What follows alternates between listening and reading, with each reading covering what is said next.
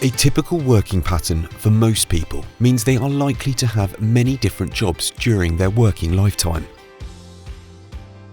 It is also common to have various pension arrangements from the time in each job. So people can end up with multiple pension pots scattered around and without any form of joined-up strategy towards them. This is because the pensions have not been coordinated around a specific approach, but simply accumulated with jobs.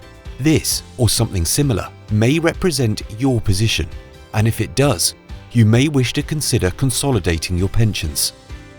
Pension consolidation is when you decide to bring your pensions together into one plan. This can be attractive and comes with several possible advantages. The first advantage is that everything in one place could make things clearer, easier to manage and control.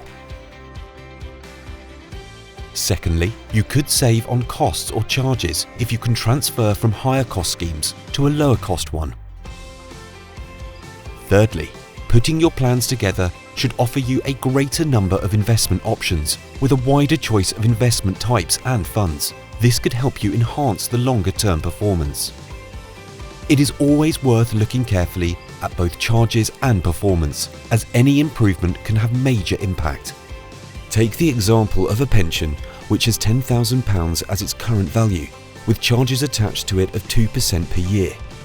In the future, it produces an investment return of 4% per year. In 30 years' time, that pension will have grown to £18,114. Now compare this to another £10,000 pension, which grows at 6%, with charges of 1.5% per year. In 30 years, this will be worth £37,453. Consolidating combines easier management, less paperwork, less to keep track of, with potentially better overall terms. To consolidate past pensions into one plan is often attractive, but before doing so, you should be wary of some potential disadvantages. If any of your pensions were a defined benefit pension scheme, they would probably have a minimum or guaranteed income at retirement, which is difficult to replace, and you should generally be very cautious about moving this type of pension. In a similar way, some older schemes, regardless of their type, may have other forms of guarantee, which could be valuable. And many older schemes of any type could have transfer penalties, which would mean you pay a cost for moving them to your new scheme.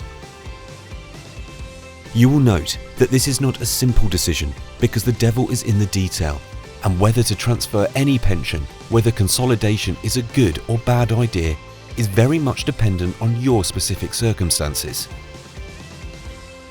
Of course, consolidating can be applied to some of your past pensions. It doesn't have to be all of them. For example, if you have 5 old pensions, there is nothing to stop you merging 4 and leaving one where it is, possibly because of its guarantees, which you would want to keep. There are many times when consolidating makes perfect sense, but it is not always the case, and you should carefully check the terms on your past pensions and use an expert to help and advise you.